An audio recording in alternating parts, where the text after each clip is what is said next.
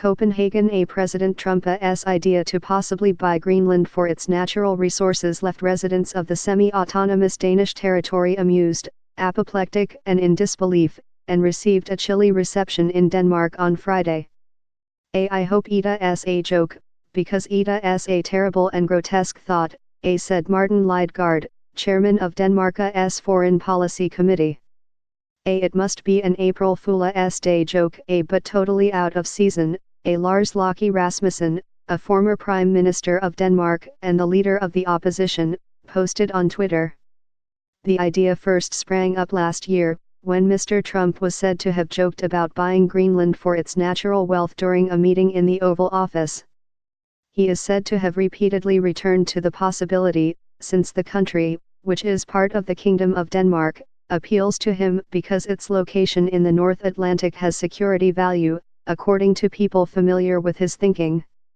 His advisors were highly skeptical that a purchase of the world's largest island could ever happen, but they agreed to investigate the possibility. Greenland is not for sale and cannot be sold, but Greenland is open for trade and cooperation with other countries, including the United States, Kim Kielsen, Greenland's premier, said in a statement, according to the Ritzau news agency. The foreign minister, Ane Lone and the Twitter account of the Ministry of Foreign Affairs echoed that sentiment.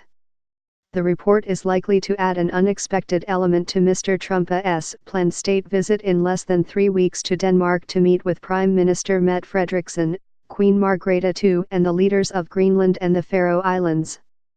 Greenland and the Arctic are high on the agenda.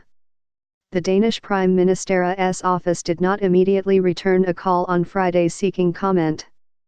Social media users were quick to exploit the report about the American president's exploring the purchase of Greenland. One photoshopped a pompous-looking golden tower into a picture of Greenlandic villages with colorful 2-story wooden houses. Another asked if Denmark could trade Greenland for Hawaii. But at the center of the international contretemps, there was little to laugh about, politicians and residents said. It's never nice to be treated as a commodity, said Age Chemnitz Larsen, a Greenlandic member of the Danish parliament. Greenland, a nation of 56,000, has a shared history with Denmark since the first Vikings settled there a millennium ago. If that relationship were to change, it would not be up to Denmark and certainly not up to an American president's impulse, said Henrik O. Bredenbach, an expert on Greenland and the head of the Center for Military Studies at Copenhagen University. You don't just trade people and countries, Mr. Bredenbach added. The speculation is that Mr. Trump, a former real estate developer, was keen on Greenland because he tends to see the world through a prism of acquisitions. And Greenland, located among both friendly and hostile neighbors, has everything a real estate investor could desire in terms of fresh air, direct access to the sea, an abundance of shrimp, cod and halibut and a backyard rich with lucrative minerals. Nearby international sea routes allow for quick passage to all corners of the globe, when the ice permits. But the Islanda's population may see little to gain from exchanging the Danish Queen as their head of state with an American president who has angered traditional allies by disparaging NATO and pulling the United States out of long-held treaties like the Paris Climate Accord. Greenland could choose to become Puerto Rico with snow, but I doubt there is much interest in that, Mr. Bredenbach said, referring to the unincorporated United States territory. The country also has more pressing worries. Climate change has accelerated the melting of Greenland's mile-thick ice sheet, leaving behind lots of sand. If the entire ice sheet melted, it would raise sea levels by about 20 feet, studies show. In recent years, the Danish government has asserted its influence over Greenland to block Chinese investments out of concern for potential Greenlandic dependence on China. The Danish involvement has caused friction with Greenlandic leaders, who have denounced it as neo-colonialism. Although Greenland now has its own government with vast autonomy, its foreign and defense policies originate in Copenhagen, the Danish capital, as does part of its national budget. Greenland receives $740 million annually from Denmark. Greenland has vital strategic importance to Denmark, but Ida also an integral part of Danish history and its self-image as a nation of explorers and sailors. Ida been a space for exploration, discovery and part of the narrative of the creation of the modern Danish nation, Mr. Bradenbach said. We would become a much more parochial part of Europe without a. Though Mr. Trumpa's Byra's interest may have little foundation in reality, it does point to a sensitive spot in Greenland's quest for independence, where but from Danish taxpayers would it get 50% of its budget.